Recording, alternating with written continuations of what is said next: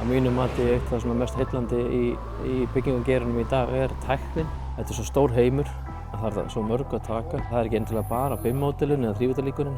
Það eru þessi þrívídda skönn. Í dag eru konir róbótar sem geta keyrt alla byggingu og merkt fyrir okkur útsetningu á öllum veggjum og götum og slíku. Þróunin í þessu tæknigeira er svo gríðarlega. Þetta er svona, það er að vaxa upp ný atvinnugrein innan byggingageirans sem tengist bara tækni og búnaði og kerfi.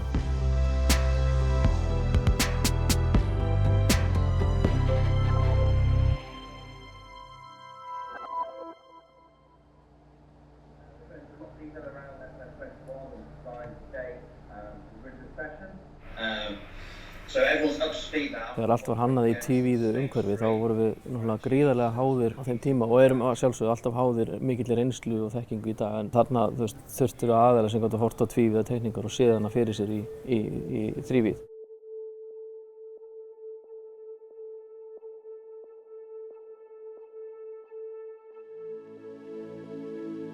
Þessi ný bygging sem við stöndum inn í núna er 25.000 fermetrar af snertum fermetrum sem var farið í þessu verkefni. Það er ansi margt flókið við það að hanna flugvöll og byggingu sem er í rekstri meðan á framkvæmdin stendur og stærstu áskoranirnar eru kannski að tengja nýbyggingu við núverandi byggingu án þess að raska núverandi starfsemi. Hönnunarteymið er gríðarlega stórt sem og verktakateymi sem sér framkvæmdina á þessu, að samræma alla hönnun við framkvæmdir og við þetta constructability sem við horfum mikið til er gríðarlega flókið mál. Þannig að 2015 þegar við byrjum innleiðingu á BIM aðferðafræðinni þá keyrum við þessa mikla árekstragreiningu í hönnunarferlinu sem er þannig að þú tekur módel frá hverju faxi fyrir sig. Þú ert með arkitektamódel og burðarþolsmódel og svo ertu með pípulagnir og raflagnir og annað. Þetta er allt í svona þrívíðu umhverfi og keyrð er greining á módelinu og alls staðar sem að pípa keyrir á aðra lögn eða stóra loftræstilagnir fari gegnum steypta veggi eða slíkt það sem ekki er búið að gera úrtak fyrir og svona. Þetta er allt árekstragreint og við fáum þetta upp þannig að þetta gera ráð fyrir því í hönnunni og snemma í ferlinu.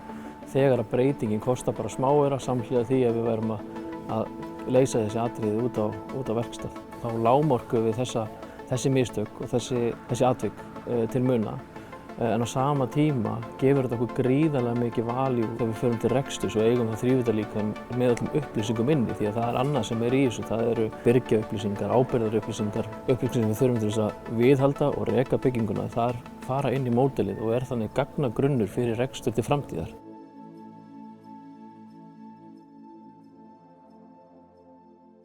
Einnig hjálpar þetta okkur líka gríðarlega mikið á fyrstu stigum verkefnisins þegar við erum að gera þarfagreiningar, kynna verkefni fyrir hagaðilum. Þá förum við með þrívíðu módelin okkar og við sýnum þeim hvað er að koma, hvernig flugvöllurinn mun þróast og hvernig hann mun virka þegar framkvæmdir eru hafnar eða búnar. Og gerum ýmsar akstursgreiningar á flugvöllum, akstursgreiningar á tækjum, flæðisgreiningar á fólki innan byggingar. Þannig að við erum búin að greina vöruna alveg í þaula áður en við förum í útboð á nýjum stækkunum eða förum í stóra fjárfestingar. Þá erum við mun fullvissari þær ákvarðanir sem við erum að taka í hönnunarferlinu séu þær réttu. Með þessu aukum við að við teljum mun meiri gæði byggingarinnar og við náum að byggja betri byggingu fyrir notendan. Framkvæmdir eru gríðarlega kostnaðarsamar og það kostar sjálfsögðu að fara í svona innleiðingar á svona búnaði og þetta er fjárfesting.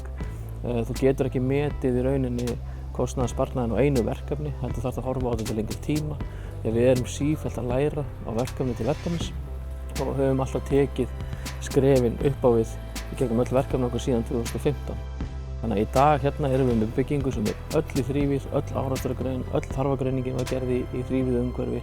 En við stefnum alltaf á næsta skref og næsta skref hjá okkur er að fara að tengja öll þessi líkön við tímaáætlanir, við kostnað og framvinduskráningar hjá verktökum. Þannig að við erum alltaf að taka eitt og eitt skref í viðbót í gegnum hvert einasta verkefni sem við förum í.